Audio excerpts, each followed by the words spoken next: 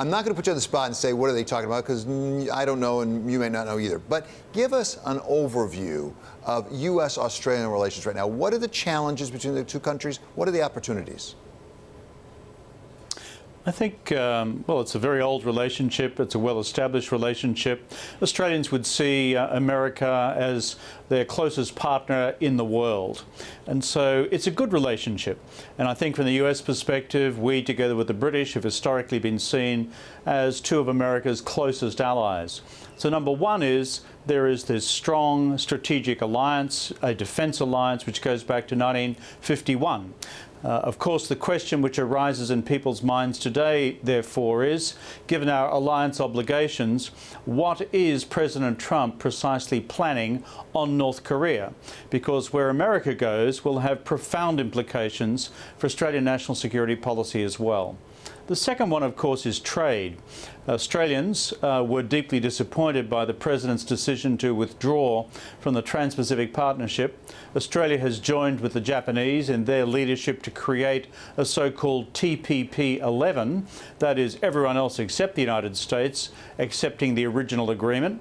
And I believe that will be the subject of discussions too when Mr. Turnbull meets with the President in the White House, as I'm sure they're doing as we speak.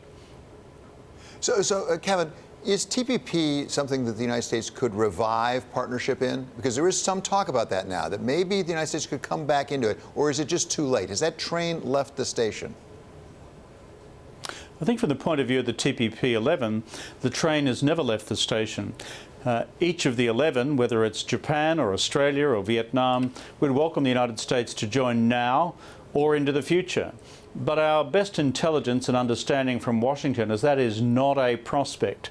If there's a change, a real change in the administration's position, well, fine, the door's open. The key thing here is how do you boost trade and economic engagement in the Pacific when, frankly, the global trend, and I fear the regional trend, is heading in a protectionist direction. And that's where US leadership has changed in this administration. When it comes to trade, China is Australia's largest trading partner, but President Trump and the administration have classified China as a rival power. Will this become an issue in relations between Australia and the United States?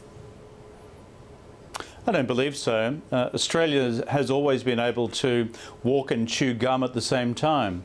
We have no bones about the fact that our principal, our primary and our long-standing security partner is the United States of America.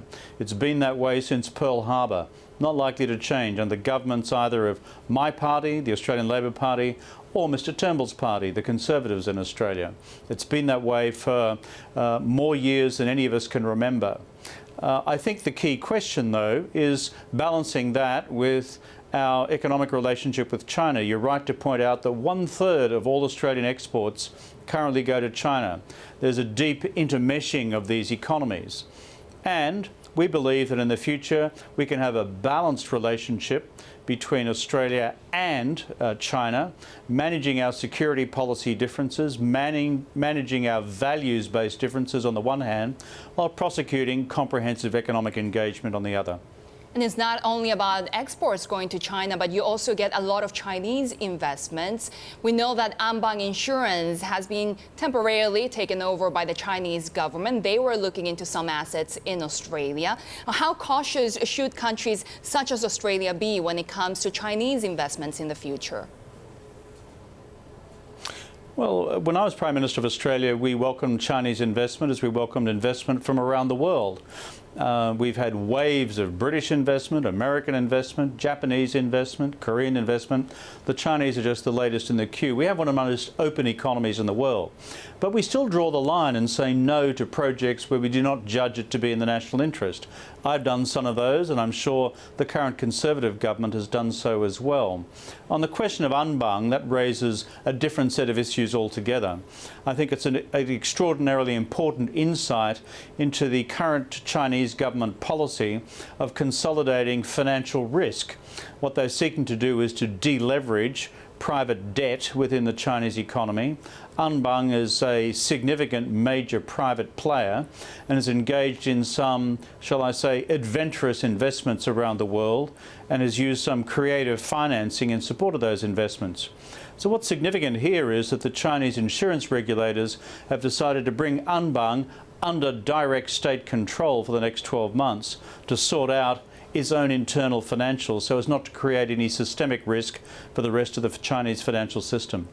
So Kevin, if you're an investor thinking about China, or for that matter, a trading partner such as Australia or the United States, is this good news or is this bad news? As you say, it's deleveraging private debt. That sounds pretty good. It's a form of reform, as it were, by President Xi, as he promised. On the other hand, isn't it a reminder that this really, in the end, is a state-controlled economy? This is not really a market economy the way we recognize it. Well, I think it cuts in exactly both ways, as you've just suggested in your question. On the one hand, if we're looking at the Chinese economy from a macroeconomic, macro-financial perspective, what's the number one risk or number one concern that's been identified by the ratings agencies, the IMF and others about the Chinese economy? It's the extent of public and private debt which is accumulating within the Chinese economy. So China is now acting on that, and it's yet to be seen how successful they will be. But the Anbang decision is significant on the way through, and they've done so consistent with the provisions of China's insurance law. On the other hand, if you happen to have been party to a deal in a conjoint investment with Anbang in a third country, or have been otherwise a shareholder of the Anbang enterprise, then I presume you are now scratching your head as to what is going to happen. So there is an element of country risk involved. So it'll be interesting to see what happens to the Anbang share price in the future as well. So finally, Kevin, let's go back to North Korea that you mentioned already. We have an announcement today from Secretary of Treasury Mnuchin about new sanctions against North Korea. We have Ivanka Trump, the president's daughter, going to Korea, and we've told today that she's been briefed on these sanctions. As far as you can tell, is this policy of the United States, which appears to be increasing engagement and increasing sanctions at the same time, is that likely to be efficacious? Well, right now I think this sort of two-pronged approach by the administration is the right direction. I always ask myself, if it was me, what would I be doing now? And frankly, given the evidence of sanctions breaches by various countries and individuals, I think it's right for Secretary Mnuchin to ratchet up the pressure by bringing in these additional sanctions. On the other hand, I think it's directly important and significant that there is a channel for dialogue which is kept open. I don't know what the role being played by President Trump's family would be. I think the National Security Advisor, General McMaster, would have his own channels as well. But I would simply say that this channel of diplomacy should be kept open at the same time as sending a clear message to Pyongyang that the United States and its allies are not to be messed with on the question of North Korea's continued policy of nuclear proliferation. Mr. Prime Minister, one issue raging here in America is gun control. We know that Australia passed the National Firearms Agreement after mass shooting in 1996. You haven't had a mass shooting as classified by more than 5 deaths. What made the NFA possible, and is there anything that could be replicated here in the U.S.? I've got to say, as an Australian who now lives in the United States and lives in New York, I'm appalled by the lack of general American political leadership on the question of gun control. The National Rifle Association, the NRA, has extraordinary political powers in America. I've not seen anything like it in any other country in the world, where politicians seem to run a mile whenever the NRA says what its policy is or who it may target in a particular district.